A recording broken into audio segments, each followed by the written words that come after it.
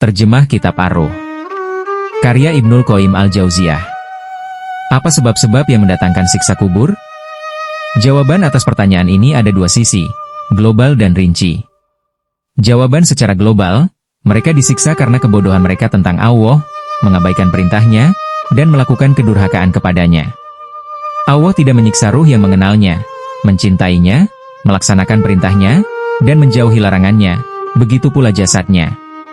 Siksa kubur dan siksa akhirat merupakan dampak dari kemurkaan Allah dan kemarahan kepada hambanya. Maka, siapa yang membuat Allah murka dan marah di dunia, dan ia tidak bertobat lalu mati pada perbuatannya, maka ia layak mendapat siksa alam barzah. Tergantung sejauh mana kemarahan dan kemurkaan Allah kepadanya, ada yang sedikit dan ada yang banyak. Adapun jawaban secara rinci, Rasulullah pernah mengabarkan tentang dua orang yang beliau lihat disiksa di dalam kuburnya.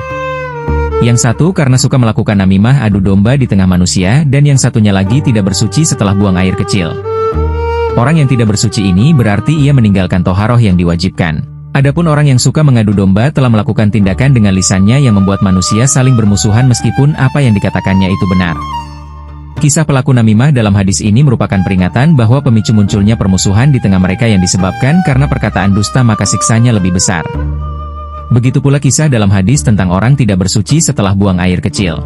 Ini merupakan peringatan bahwa siapa yang meninggalkan sholat dan tidak bersuci setelah buang air kecil, padahal itu merupakan sebagian dari kewajiban dan syarat-syarat sahnya sholat, maka ia akan mendapat siksa yang lebih besar. Disebutkan dalam hadis Ibnu Mas'ud, tentang orang yang dipukul dengan cambuk hingga makamnya dipenuhi api karena ia pernah melaksanakan sholat tanpa bersuci dan mengabaikan orang yang dizalimi hingga ia tidak menolongnya. Juga telah disampaikan hadis Samurah di dalam Sahih Al-Bukhari tentang siksa yang ditimpakan kepada seseorang yang membuat suatu kedustaan hingga mencapai ufuk. Siksa yang ditimpakan kepada seseorang yang membaca Al-Quran kemudian ia tidur pada malam hari dan tidak mengamalkannya pada siang hari. Siksa yang ditimpakan kepada para pezina, laki-laki maupun wanita. Siksa kepada pemakan riba, dan siksa-siksa lainnya seperti yang disaksikan Nabi di barzah. Disebutkan dalam hadis Abu Hurairah tentang kepala orang-orang yang dipukul dengan batu disebabkan kepala mereka berat melaksanakan sholat. Ada pula orang-orang yang memakan daging busuk dan kotor karena zina yang mereka lakukan di dunia. Demikian pun ada juga orang-orang yang memotong bibirnya dengan gunting besi karena suka menyebarkan fitnah dalam ucapan dan ceramahnya. Telah disebutkan hadis Abu Said tentang siksa yang ditimpakan kepada orang-orang yang melakukan berbagai macam kejahatan. Di antara mereka ada yang perutnya menggelembung sebesar rumah. Mereka berada di jalan para pengikut Fir'aun, mereka adalah para pemakan riba. Di antara mereka ada yang membuka mulutnya lalu menyuapkan bara api hingga bara itu keluar lagi dari duburnya. Mereka adalah orang-orang yang memakan harta anak yatim. Di antara mereka ada para wanita yang menggelantung pada payudaranya. Mereka adalah para wanita pezina. Di antara mereka ada yang memotong daging lambungnya lalu memakannya. Mereka adalah orang-orang yang suka menggunjing. Di antara mereka ada yang memiliki kuku dari tembaga lalu mereka mencakar muka dan dadanya. Mereka adalah orang-orang yang suka menodai kehormatan manusia. Nabi mengabarkan kepada kita tentang orang terbunuh di medan jihad yang mengenakan mantel, yang diambilnya dari harta rampasan. Mantel itu berubah menjadi api yang membakarnya di dalam kubur. Orang ini sebenarnya juga mempunyai hak terhadap harta rampasan. Lalu bagaimana dengan orang yang mengambil bukan haknya? Siksa kubur bisa disebabkan oleh kemaksiatan hati, mata, telinga, mulut, lisan, perut, kemaluan, tangan, kaki dan seluruh anggota tubuh. Inilah gambaran orang-orang yang mendapat siksa di dalam kuburnya karena kejahatan yang dilakukannya. Mengadu domba, berdusta, dan ghibah. Memberikan kesaksian palsu.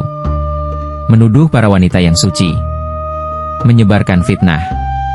Mengatakan tentang Allah dan Rasul-Nya yang tidak dilandasi ilmu pengetahuan. Berbicara semaunya tanpa aturan. Memakan riba, baik orang yang mengambil riba, pemberinya, penulisnya, maupun saksi-saksinya. Mengambil harta anak yatim. Memakan uang suap. Mengambil harta saudaranya sesama muslim secara tidak benar. Minum minuman yang memabukkan. Berzina dan homoseks. Mencuri dan menipu. Menumpuk barang. Melakukan hal-hal yang dibenci Allah. Menggugurkan hal-hal yang diwajibkan Allah. Mengganggu dan menyakiti orang-orang muslim. Mencari-cari aib saudara seiman. Orang yang berhukum tidak sesuai syariat Allah. Memberikan fatwa yang bertentangan dengan syariat Allah. Menolong perbuatan dosa dan permusuhan. Membunuh jiwa yang diharamkan Allah. Menggugurkan hak-hak asma Allah dan sifat-sifatnya. mengingkari asma Allah dan sifat-sifatnya, mendahulukan pendapat dan jalan pikiran sendiri daripada sunnah Rasulullah, menangis meratap saat keluarganya meninggal dan orang yang mendengarkan mendiamkan hal itu, mendendangkan lagu-lagu yang diharamkan Allah serta orang yang mendengarnya, berbuat curang ketika menimbang barang, dengan cara meminta tambahan jika ia menginginkan barang yang ditimbang dan mengurangi timbangannya jika ia memberikannya kepada orang lain, bertindak semena-mena, sombong, membanggakan diri, dan pamer, mendatangi dukun, peramal, dan ahli nujum lalu bertanya ini dan itu serta mempercayainya, membantu orang-orang zalim yang menjual akhiratnya dengan dunia, tidak peduli jika diingatkan agar takut kepada Allah karena kedurhakaan yang dilakukannya dan langsung bereaksi jika diingatkan agar takut kepada manusia yang memang menakutkan, mendapatkan petunjuk Allah dan Rasul-Nya, tetapi tidak mengikutinya dan tidak peduli, menerima apapun yang disampaikan orang, tidak peduli apakah yang disampaikannya itu benar atau salah dan sama sekali tidak menentangnya, mendengar bacaan Al-Quran dan hatinya sama sekali tidak terketuk oleh kandungannya atau bahkan merasa risih oleh bacaan itu. Sebaliknya, jika ia mendengar omongan setan, nyanyian, dan lagu-lagu, ia langsung bangkit menyimaknya, bersumpah palsu atas nama Allah dan berdusta, bangga dengan kedurhakaan yang dilakukan dan memperbanyak serta menyebarkannya ke teman-temannya atau melakukan kedurhakaan secara terang-terangan, mengucapkan kata-kata kotor dan jorok serta umpatan dan hinaan, yang mencerminkan akhlak buruk, menunda sholat hingga akhir waktu dan tidak berzikir kepada Allah, kecuali sedikit, tidak membayar zakat mal dengan kesadaran dan keikhlasan, tidak menunaikan haji meskipun sudah mampu, tidak memenuhi hak meskipun sanggup melaksanakannya, tidak peduli dari mana harta yang diperoleh, dari yang halal atau dari yang haram, tidak menyambung tali persaudaraan, tidak mengasihi orang miskin, janda, anak yatim, dan hewan piaraan, tidak pula menganjurkan orang lain untuk mengasihi orang miskin. Dan masih banyak rincian lain yang masing-masing tergantung dari sedikit dan banyaknya, kecil dan besarnya. Karena banyak manusia yang mengerjakan hal-hal itu, banyak penghuni kubur yang mendapat siksaan. Sedikit sekali orang yang lolos dari siksaan itu. Secara dohir, makam itu memang hanya tanah.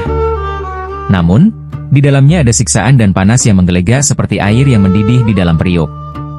Mereka tidak lagi mempunyai harapan dan syahwat. Demi Allah, peringatan telah disampaikan. Namun, perkataan orang yang menyampaikannya tidak digubris. Wahai orang-orang yang membangun kehidupan dunia, kalian berada di sini dan begitu cepat kalian akan meninggalkannya.